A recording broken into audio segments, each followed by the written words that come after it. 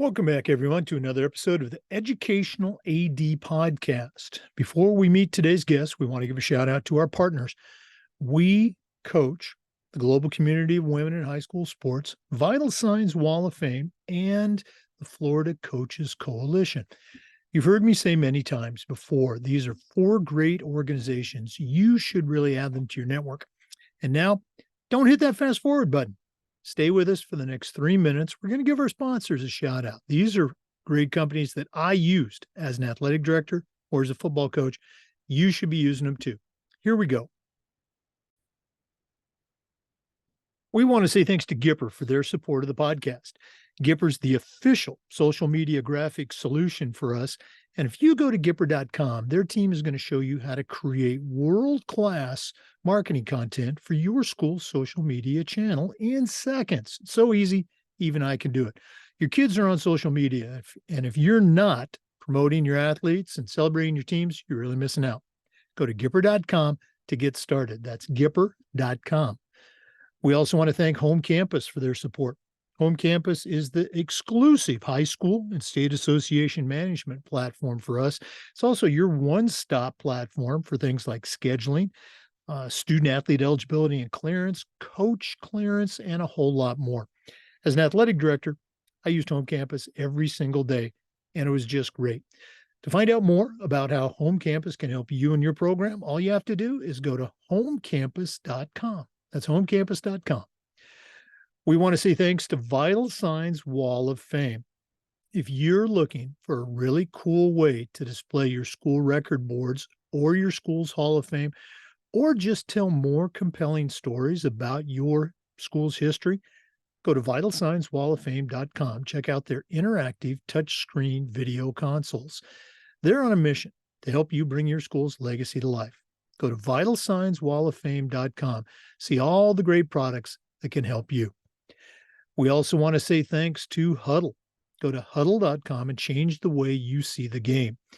As a football coach, I used Huddle for years, and it was just fantastic. But when I became an athletic director, I made sure that our school was a Huddle school, and our coaches just loved the tools that Huddle provided that helped them coach our kids up to their highest level. Go to huddle.com and see why we believe in sports and teams believe in Huddle. Join the 8 million users. Turn your school into a Huddle school. We also want to say thanks to Snap Mobile. Go to snapraise.com. That's snapraise.com. Check out their entire suite of platforms. You've got the best fundraising platform right in front of you, snapraise.com. But there's Snap Store, Snap Connect, Snap Manage, and a whole lot more. You'll find them all at snapraise.com. Looking to do online ticketing? Go to hometownticketing.com. It's the leading digital ticketing provider to schools and colleges. I don't think I need to say anything more. Hometown is digital ticketing that offers more support, more security, more customization. Go to hometownticketing.com to get started. We also want to say thanks to Sideline Interactive, indoor score tables and video boards. Go to sidelineinteractive.com and schedule a live web demo and see their scoreboards and their score tables in action. Their products not only generate income for your department, they also create the ultimate game day experience for your student athletes. That's sidelineinteractive.com. And we want to thank Athletic Surveys for sponsoring the AD Toolbox segment of the podcast. Athletic surveys are a quick, easy, and an affordable way for you to collect comprehensive data that allows you to evaluate and improve your entire program. Athletic directors already hear back from the complainers, the 2% that want to gripe about everything.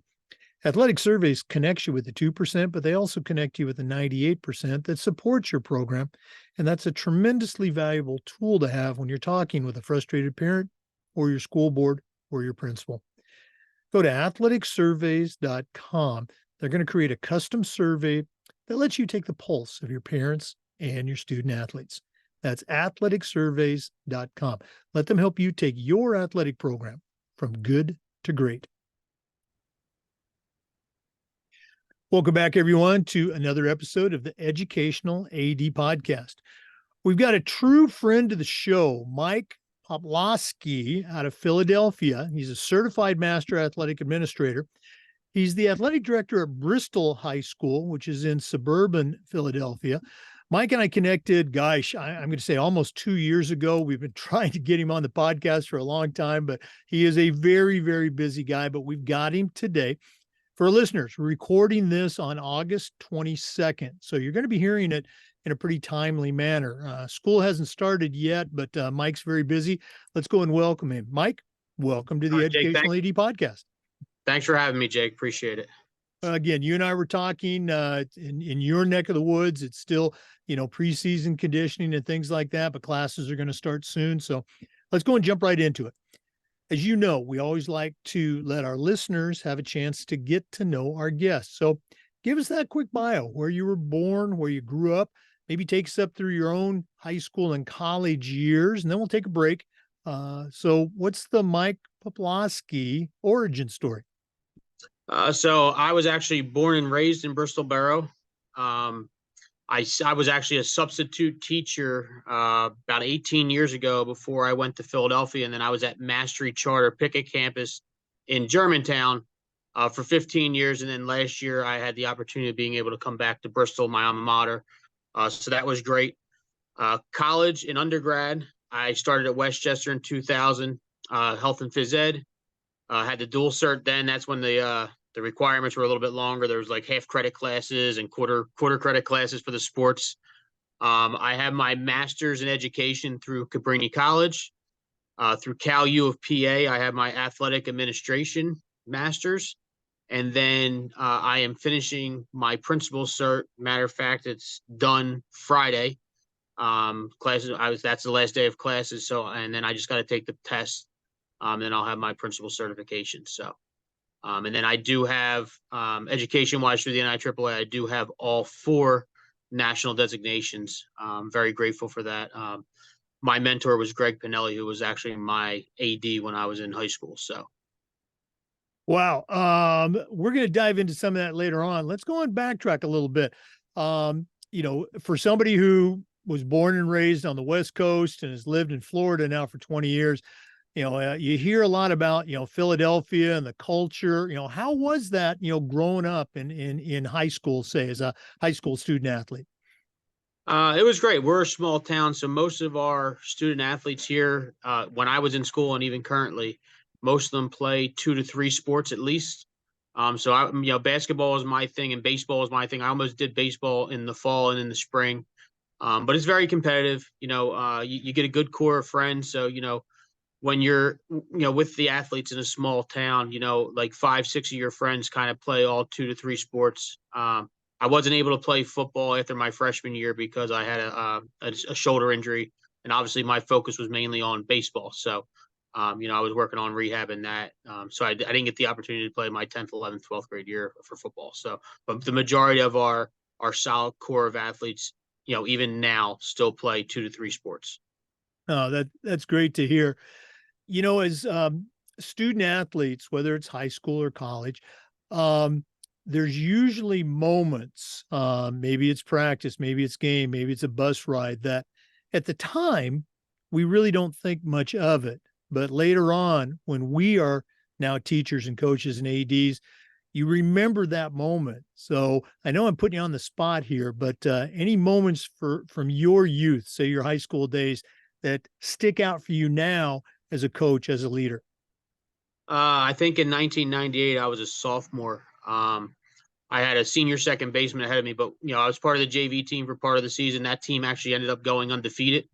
And then when we moved up to varsity, that was the first district championship we had for baseball. And it was an exciting run. We made it to the States. We did lose in the first round, but it was just the bus ride to the States. We had close games in the districts. We actually scouted and went. There was one team we were playing, I believe it was Great Valley, where our JV coach and they went out and scouted, and it was like they used to bunt and try to take an extra base. So if they bunted and the guy was on first, that guy from first just kept going to third. So just being well prepared for that, but just the camaraderie. There was a lot of sophomores on that championship team that sat the bench or just played role positions. Obviously I would be called in the bunt, But I think just being part of that and being a small community and seeing how many of our fans from our community, travel to all these games is great. Oh yeah, that's got to stick out for you. And again, those are moments that as ADs now, we always, we're searching to create that same type of moment, that same type of magic with our own teams. Great stuff. Thanks for sharing that. For our listeners, our guest today is Mike Poploskie. He is a certified master athletic administrator, also has the other NIAAA credentials. He's the director of athletics at Bristol High School, just outside Philly. We're going to take our first break, but we're coming back some more. So please stay with us. This is the Educational AD Podcast. We want to say thanks to Gipper for their support of the podcast.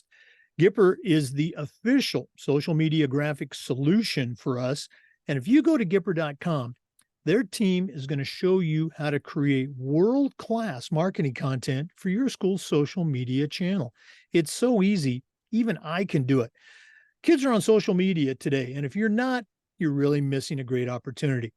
Use Gipper to celebrate your teams, promote your athletes and your program. It's used by over 3,000 high school and college athletic programs, and it's professional graphic design made simple. Go to Gipper.com. Tell them you heard about it on the podcast. They'll give you a nice discount. That's Gipper.com. Jake, we also use Gipper at Bristol High School. So I use it for Athletes of the Week, game previews, and then we also use it for our team schedules. So we definitely share that on all our social media athlete outlets. And the athletes actually really loved it last year. Like my first year back here, we were able to really promote the programs. Yeah, I really appreciate you bringing that up. And again, I'm out of the game now. I retired a few years ago, but we started using it. And at the time, I'm just thinking, geez, why am I doing this? But you're absolutely right. The kids just love it. And it's a great way to promote your program. So appreciate you sharing that. In the previous segment, you talked a little bit about your career path. Let's go and dive back into that. After college, I think we all, have a series of jobs, teaching, coaching, et cetera, that lead to that athletic director position. So again, take us through that path of yours, your journey.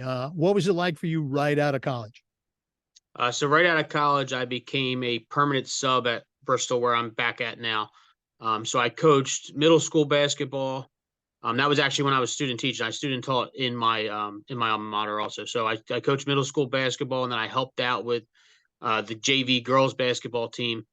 Then when I became the permanent sub the following year, I was the varsity girls head coach, which back then we actually brought the program from like 7 girls to about 30 girls, which was a good thing. And then the following October was when I found my job at Mastery Charter, which was a charter school that took over. It was only 7th and 8th grade. And then each year preceding, they added a grade. So eventually we were 7 through 12. So the 9th and 10th grade year, when those grades were added, we started to do PIAA sports. So I was very fortunate to pretty much start every sports program at my former school that I was working at. We've had a number of people that have gone back to, the school where they attended. I actually got to be a substitute for a few years where I was a high school student. What was that like coming back? I'm sure you had a lot of teachers, a lot of coaches that remembered you as a high school student. Did they welcome you back with open arms, or was there a little bit of needling? I mean, obviously, I would say 95+%, definitely welcoming. Sometimes in a small town, it's like, oh, well, because this person, this is how you got it. But I think once they seen, how I work and how, I have 4 kids in the district also, so I'm very invested in the community. So, it was very welcoming, and we had a good core of senior athletes this year, and they actually surprised me. If you look over my back shoulder, which would be right back there, there's a picture frame up there that they surprised me at the first sports banquet I did this year in the spring. It was just like, they got a little bit of tears, coming from me. I tend to get emotional when the kids are really invested in you. Oh, wow. What a great story. I still remember, when I walked into the teacher's lounge that day coming back, I was 22 years old, right out of college. And my best friend from high school had also become a teacher, and he was there subbing. So the two of us walk in, our teachers, our coaches, they're all lined up in there. They turn around, and I'll never forget the comment. You guys became teachers? So But again, it was a good welcome back. Um, Talk a little bit about that process of what I like to call coming to the other side of the desk, going from teacher, coach to now you're the athletic director. How did that all play out? Just as the athletic director, it's like this was part of when I came back. Obviously, we had our former softball coach was the athletic director after the previous athletic director passed away, unfortunately. So he was retiring. After he retired, the opportunity came for me because in a small district, it's extremely harder to be a head coach of a varsity sport and also be the athletic director. There's just too much entitled to it. So um, it was just, with having the certifications I have, having the experience, it was a pretty smooth transition. It is a lot different. Here we have our own transportation. When I was working at a charter school, you had to rely on outside transportation. You had to confirm, you had to make sure you were more strategic with your budget because the expense of outdoor companies was bigger. Oh, But yeah. here it was a smooth transition. It's just I'm at the field a lot. I'm visible. My kids are visible. Uh, they're constantly here with me, which is good because all the kids know I'm here, so it gives me like an extra 100 set of eyes, looking after my kids even when they're not at a sporting event. Now, you mentioned you got 4 kids. That's one more than we had. What ages are they? Let's give them a shout out. So my son Mikey just turned 6 on Friday. My twins, they're turning 10 in September, and my stepdaughter's turning 14 in September. Wow. Okay. So, not quite, but you're going to have 3 in college at the same time, just like I did, maybe even a 4th one if there's some grad school. Not recommended, but hey, it all works out. For our listeners, once again, our guest today is Mike Poploskie. He's a certified master athletic administrator. He's the director of athletics at Bristol High School in suburban Philadelphia. We're going to take another quick break, but we're coming back with more, so stay with us.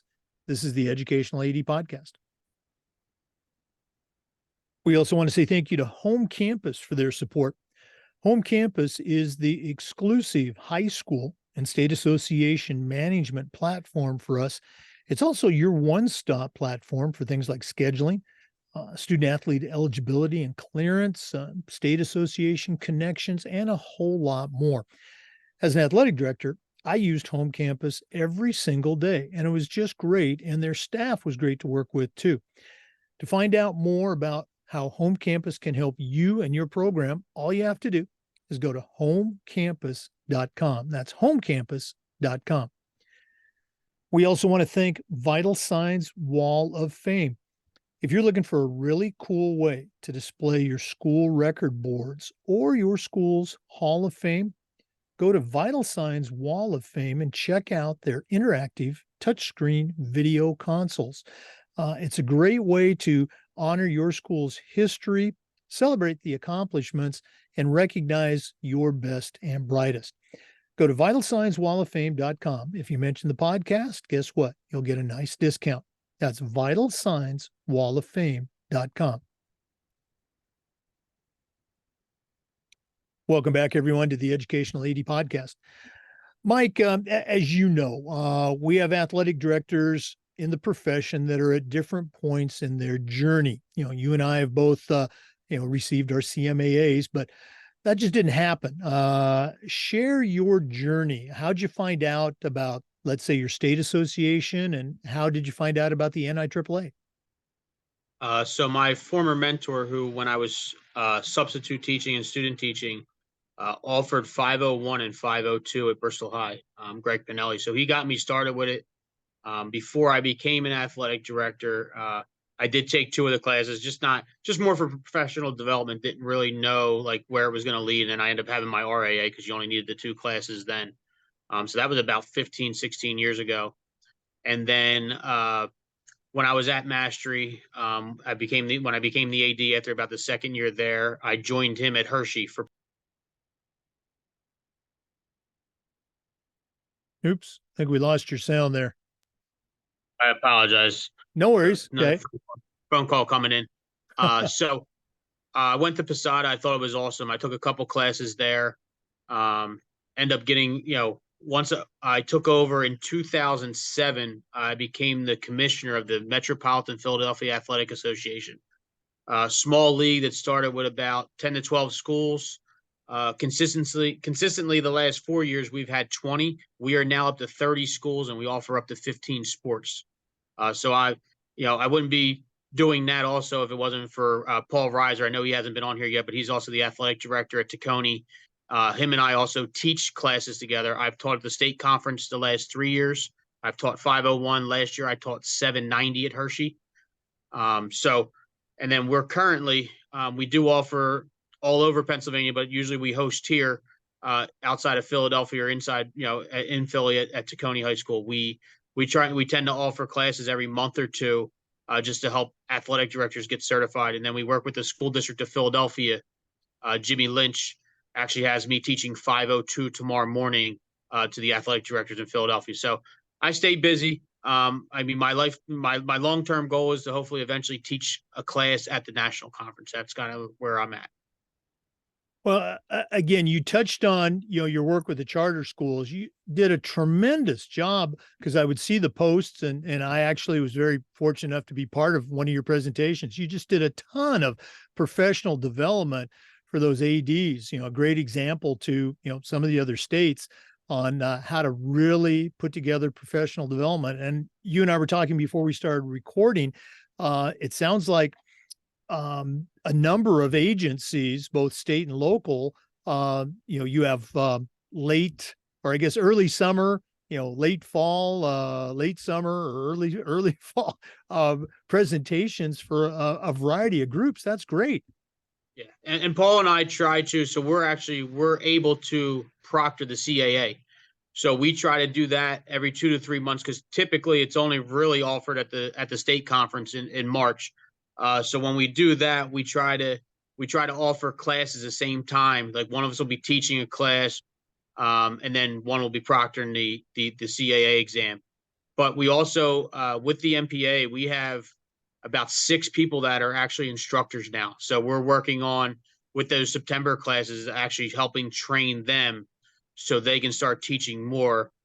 Because it's just nice to hear a different voice. Like obviously the NIAAA provides the PowerPoints and it's just nice to hear from different experiences. If I teach you 6 classes, you're going to keep repeating hearing my story, Right. but my story has changed a little bit now that I'm back here and now I have a different, involvement with the suburbs and, it's nice, but like I said, we want to really train and mentor as many ADs as we can in Pennsylvania. Well, to that point, and again, for any listeners, one of the things I try to do is give back to the profession that's been so very good to me. If you're doing a workshop and you have brand new athletic directors, first time, or even let's say in their first year, let me know. I would be happy to donate at no cost copies of our toolbox books for those brand new ADs so they can have those as resources. So Mike, that's certainly an offer to you and to any of our listeners. Please, let me know. Be happy to donate for your brand new athletic directors. Mike, let's hear your story real quickly about your CMAA. The CAA, yeah, you got to take the courses. There's some work involved, but that CMAA, that doesn't happen by accident. So talk about how that all came about and maybe share a little bit about what was your project. So I'm big on professional development. Obviously I'm working on my 3rd master's degree in general. So I always feel like there's a way to improve. So I pretty much did everything prior to even I knew about the CMAA project, but then I went through working with some other athletic directors on how I should do it. So I decided to do it on fundraising. When I was subbing back in Bristol, 17 years ago, I was able to help fundraise with the baseball team to help them go to Florida. Then when I got to my charter school, the first couple of years, not saying money's unlimited, but money wasn't tight. Then you start to realize funds start to get a little bit tighter. So I started doing, a lot of the fundraisers I did. And what you do sometimes in the suburbs doesn't always work in the inner city and vice versa. So I had to be very creative. So I created a 12-month calendar of with all the descriptions, what people can do, how they can do it, the pros and cons of it. And then obviously you have to, some people nowadays it's those 50-50s. It's, it's block pools for sporting events. So sometimes you got to check what your state and what you're allowed to do, what you're not allowed to do. So it ended up being like with all the documents, probably 50 pages long, with just detailed of month to month. Here's what you can do for fundraising. Here's about how much it raised. And, it was just it's a great resource for people. If people want to email me, my email address is Poploskie. So it's MPOPLOSKIE at bbsd.org. And I can definitely share it with anybody that's listening. Okay, boy, I appreciate you sharing. And what a great, a practical type of project. And we'll give out that email address later on the podcast too. And, Mike's in the process. I almost said it, but we'll set him up here. Hopefully by the time you hear this, Mike's going to be updating his contact information in the NIAAA membership portal. So, but we'll give out that email address again. For our listeners, we've been visiting today, and we're going to continue to visit with Mike Poploskie, Certified Master Athletic Administrator and the Director of Athletics at Bristol High School, and that's in the Philadelphia suburb. So let's take another quick break. This is the Educational AD Podcast. We want to say thanks to our good friends at Huddle for their support. Go to huddle.com and change the way you see the game. When I was a football coach, I used Huddle for years, and it was just great. But when I became an athletic director, I made sure that our school was a Huddle school, and our coaches just loved the tools that Huddle provided that allowed them to coach our kids at their highest level. It was a complete professional grade solution for the challenges that we all face. At Huddle, we believe in sports, and teams believe in Huddle. Join the 8 million users and turn your school into a Huddle school. We also want to say thanks to Snap Mobile. Go to snapraise.com. That's snapraise.com. Check out their entire suite of platforms designed to help you do your job better. If you're looking for a fundraising platform, stop right here. SnapRaise is hands down the best out there. We used it at our school with great success, and so can you. They even have a program where they will give you your funding before you actually start your fundraiser. Nobody else does that. But there's a lot more. You've got Snap Connect, Snap Store, Snap Manage. You'll find them all at snapraise.com. That's snapraise.com. Jake, so we also use Huddle. We have the Huddle Focus, so it really breaks down all the film for our coaches. Probably, especially for our football coach, probably cuts out about 15 hours of critiquing, and then he's just able to get right down to the business with showing his kids. Also allows our kids to do any of their own highlights individually, and then we also use the streaming through Huddle. So we, the school district, very thankful for the school board, so they provide the opportunity for us to stream it free to anybody in our community. So we share that on our social media outlets, also the link to each game. Again, I really appreciate you sharing that. And when we were deciding to become a Huddle school, that was one of my concerns. Is I knew it was good for football, but long story short, volleyball coach, our basketball coaches just loved it. They had the camera in the gym; they could program it themselves. Out on our main field, of course, we had it for football, but our soccer coaches, lacrosse coaches, it's just really was a great addition. And the Huddle people are very easy to work with too. So once again, I appreciate you sharing that. One of the things we try to do with this podcast is the idea of sharing best practices. So, Mike, I'm going to put you on the spot one more time. What are some things that you have done in your career as an athletic director? Maybe you're already doing them at Bristol that you would consider best practices that you can share with our listeners. I think just starting with the NFHS courses, PIAA has certain rules of what needs to be done yearly, what needs to be updated to the PIAA portal for all coaches. So, if my coaches check my portal, they will see that I've taken all the classes that I asked them to take. So I think leading by example is a big thing. We currently have 4 coaches just over the summer that earn at least their level 1, and 3 of them earn their level 1, level 2, level 3 through the NFHS.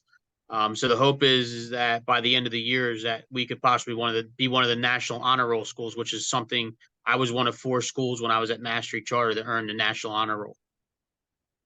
Yeah, I saw that post that you made. Another great use of Gipper graphics.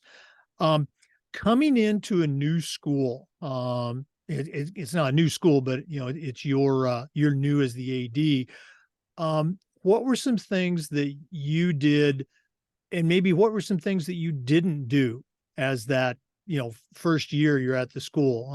Anything you can share as far as that philosophy?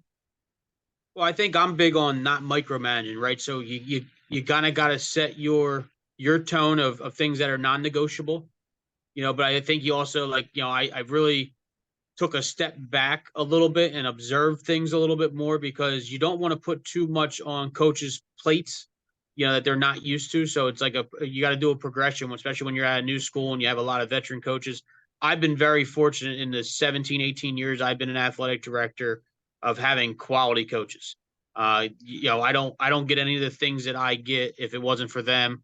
I was able to get the Posada Region 1 Athletic Director of the Year a couple years ago, and that's all a testament to my coaches. Even part of that award, it's a big shout out to my wife because as anybody knows, when you're married, the women usually make a big sacrifice, because of the hours, and the commitment level there, and having 4 kids, and the things she misses or the things she's got to wait because a game went in overtime and I'm home 45 minutes later than I thought I would be. There's things you just never prepare for. So I think best practice is just leading by example, and just being there for the coaches. It's really being visible. See some things, give some feedback, but also be willing to take some feedback from your coaches also, because they are the experts in that sport.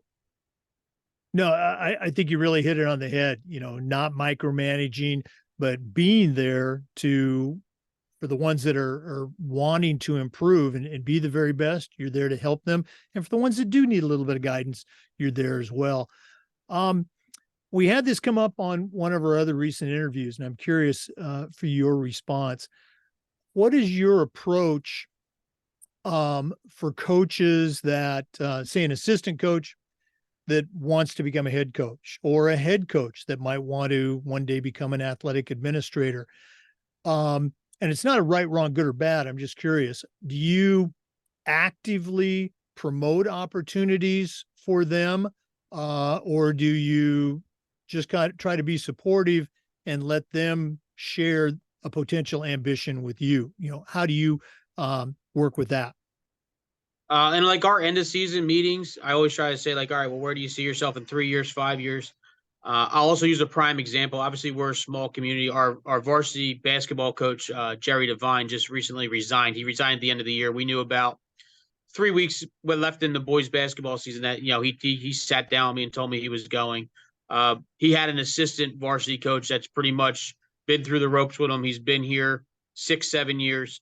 Obviously, we did all the things. We did an interview process. We had all this, but your gut was to, if his interview went well, was to give him an opportunity. Like, he was underneath Jerry. Jerry was very good. And Anthony, our coach's name is Anthony Jaccarelli. He's been nothing but what we expected. He's having open gyms. He's making sure kids are in summer leagues. He has a lifting program he wants to start in the fall for the kids that can. We have probably 40% of our basketball team is playing football, so it's kind of hard.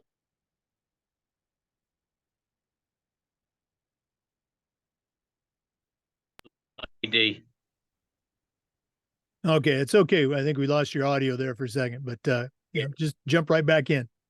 So it's tough for all of our coaches, not just basketball. But I think that's the prime example is that Anthony was an assistant for 6, 7 years, and I think obviously there's an interview process. This isn't you got to go through it and give everybody a fair shot. But he came out on top, and he everything he did, and there's some sacrifices he made for other things that he does. He used to assign officials, so he was willing to give that up for baseball and softball. So and then it's just even like with like 501, 502, these are things that I plan on doing for some of my coaches that are willing to do it in the next couple of years. So it's like if they, I'm not going to be around forever, but if they eventually aspire to either replace me or, we get big enough or start doing, bigger things that, maybe the school district eventually wants an assistant AD or, I even think like game managers, allowing our game managers to take some of these courses, like 630, 631, some of the introductory AD courses, even though they might not be RAA or CAA. I think it's just an opportunity to provide them with the opportunities. Yeah, you mentioned game managers, and this past weekend I was at a conference in Orlando, and I had a couple of athletic directors talk to me that they are hearing a growing number of schools, usually smaller schools, that they're they're cutting back on the idea of a full-time, professional AD, which I was very fortunate enough to be most of my career, and having, say a point person, an AD, but having several game managers, coaches who their primary job is they're going to be the boots on the ground at that soccer game, that basketball game, that swim meet, and there's a stipend involved too. But you mentioned it. So, are you guys employing game managers from your own school, and how's the experience been? Previously, it was kind of just me and the other phys ed teacher when I was at Mastery, and that was just more of a budget thing, more time constraints. Because in the city, they would play games at 3:15. Our teachers were contracted till 4. Our security would be outside during dismissal, so it was just pretty much me and the other phys ed teacher. Now I come here, say, let's say, like for Friday, we have a home game. I have 3 constables. I have, 4 regular game workers. I'm still the game manager, but I do have people that, I delegate a lot of it to, because I try to make sure I'm more visible and walking around. And, they definitely, not that we didn't do it before, but there's a big push with PIAA with officials that they want to make sure that officials are escorted by security to and from the field before the game, halftime, and after the game. So, there's a little bit more, but the district I'm in is very supportive of all those things. So, we get a lot of community support from the local police. So there's always at least one local officer, and then towards the end of the game, especially if it's a rival game, they'll just always have more cop cars here just to be visible, just more proactive than reactive. You use that term constable. I love that. We've got our deputy sheriffs or resource officers, but constable, what a great name.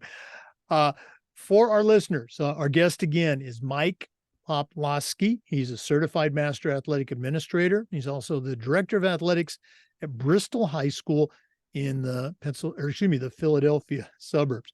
We're going to take another quick break, but we're coming back with more. So stay with us. This is the Educational AD Podcast. We want to thank Hometown Ticketing for their support. Hometown Ticketing is the leading digital ticketing provider to schools and to colleges. And if you go to hometownticketing.com, their team is going to show you how to set up and sell tickets for your events, not just athletic events, but things like school plays, concerts, school dances, even graduation. And here's the best part. Every school is assigned a dedicated client success manager that's going to provide you hands-on support every step of the way. Go to hometownticketing.com. It's digital ticketing that offers more. We also want to say thank you to Sideline Interactive, indoor score tables and video boards. Go to sidelineinteractive.com and schedule a live web demo and see their score boards and their score tables in action. Probably one of the best purchases I ever made was our Sideline Interactive indoor scoring table. We use it for home games, of course, but we also use it for pep rallies, for signing ceremonies. It's tremendously versatile, and the customer service is just outstanding. Go to sidelineinteractive.com. Schedule that live web demo today. Sidelineinteractive.com. Welcome back, everyone, to the Educational AD Podcast. Mike, one of our long-standing talking points from really since the beginning of the podcast has to do with this idea of coaching toughness. When I was in high school 100 years ago, our coaches would say things like, come on, Jake, you got to be tough, or come on, guys, you got to suck it up. And I think we kind of knew what they meant, and we did it. Now, in the many years since I was in high school, we have figured out much better ways to communicate with athletes. But I still feel that toughness is an important aspect of sports and of life. So here's my question for you. How can an athletic director help a Generation Z student athlete to develop toughness while also being aware of the very real challenges that they're going through that I never had to go through back in the 70s. Do you have any advice for us? I mean, I think realistically, it's just, it's more individualized conversations, right? Like there's not a one size fits all model for, toughness, right? You have, say on a basketball team, counting your JV team, you probably have 25 individuals. Now you're not always going to be able to have 25 individual conversations in a week, but I'm lucky that I'm the assistant principal at the school too. So I'm able to have conversations in the hallway. I'm able to have conversations at lunches. I'm able to have it after a game, before a game. And it's just kind of, giving them what things are. It's, depending on how they act on the sideline, letting them know that college coaches do react to that versus whether you rush for 250 or, whether you had 50 points in a game. They want to see what you do when you fail. And I think it's, we bring in some college coaches too. So we constantly have college coaches coming in to see our programs individually, not necessarily during the game. And I just think like them hearing it from those guys. I have a lot of alumni. So I use Daquan Plowden's actually, he was in the G League last year for basketball. He was one of my graduates at Mastery Charter. He was all state twice. He is a phone call away. The dude will answer the phone at 11:30 at night. He'll answer at 6:30 in the morning. Um, he's looking at a couple pro teams, but he comes out and talks to my kids. He actually was in town or near town looking at a car, happened to come to one of my middle school games, and it happened to be halftime when he showed up. He went right in the locker room, spoke to the kids for a good 5 to 6 minutes. But those are valuable moments, like having people that have been through the trenches be able to tell them. Yeah, I think sometimes bringing in that outside speaker, and you mentioned this, they sometimes, whether it's kids or coaches, they get tired of hearing our voice, and somebody else can come in, say the exact same thing, but because it's in a different voice, it really sticks out. Do you have, and again, I know I'm putting you on the spot here, but from one of those sessions, or maybe it was a session of your own, do you have a memory of a coach or a kid where that particular presentation, that speech, really made an impact, that you could see it, or maybe they even shared with you how meaningful it was for them? Anything stick out? Yeah, I think being around for so long, even now, just like recently, I had a parent just like message me on the sports Instagram, just like telling me they miss me, from my previous school. You have kids that randomly, will send you a message, send you a text, send you an email. Those are the things that just in general like make everything worth it. I don't think, I think in Philly too, there's a lot of situations that kids go through that are not a Gen Z. It's not something from the 70s or the 90s when I was growing up. Like it's just a different beast. And it's like, knowing, you just got to make yourself personable. Like, kids just in Philly in general, like taking 3 buses just to get to school. That's a different type of toughness. We don't experience that. My town's only a square mile. So I do use some of my city examples with my current kids, even though I'm only here a year. Yeah, I think your point about, there is no one size fits all, is certainly one of the more positive changes that, we've incorporated as coaches and leaders. Back then it was, all right, you guys, and now it's definitely, you're trying to reach that individual, but at the same time, keeping it team focused. Good stuff. Okay. Boy, this has been great. I wish we would have done it, a long time ago, but I'm glad we were able to get you in here. But we're not done yet. We always wrap up with the athletic director's toolbox. Now, our listeners can plainly hear and see that you know your way around the world of athletics. But in just a moment, I'm going to challenge you to send out a brand new athletic director on their very first job, but I'm only going to let you put 3 things in their toolbox. So we're going to take our final break here from Athletic Surveys, who sponsor the toolbox segment. And when we come back, we're going to find out what Mike Poploskie is going to put in his new athletic director toolbox. Please stay with us. We want to thank Athletic Surveys for their support of the podcast. Athletic Surveys are a quick, easy, and affordable way for you to collect comprehensive data that allows you to evaluate and improve your entire program. Athletic directors already hear from the complainers, the 2% that want to gripe about everything. Athletic Surveys not only connects you with the 2%, but they'll also connect you with the 98% that support your program. And that's a tremendously valuable tool to have when you're talking with a frustrated parent or your principal or even your school board. Go to athleticsurveys.com. They're going to create a custom survey that will allow you to take the pulse of your parents and your student athletes. That's athleticsurveys.com. Let them help you take your athletic program from good to great. Well, it's that time of the podcast. We've been visiting today with Mike Poploskie, a certified master athletic administrator from Philadelphia. He's got a tremendous athletic background, but right now I'm going to task him with sending out a brand new athletic director on their very first job, but I'm only going to let him put 3 things in the toolbox. So, Mike, what 3 items are going to go into your new athletic director toolbox? So I think first and foremost, and just based off my background, is professional development has to be one. Whether that's to your coaches, whether that's to yourself. As an AD, I think you always have to be willing to learn. So I think just being able to continuously improve would be number one. I think number two, just being willing to delegate. I think, when I was younger, I just always wanted to jump in and do things. Now that you get older and a little bit wiser and, get a couple more gray hairs, you have to be willing to delegate and ask for help. You can't do everything by yourself. You're no longer, when I first started, it was like, all right, you got 3, 4 sports. That's easy. I'm at 20 some sports count in middle school. It's, there's no way you can be every place every time. And number 3, I just think that, being able to accept critical feedback. Sometimes you're not, just because you have that title, sometimes the coaches, you gotta be receptive.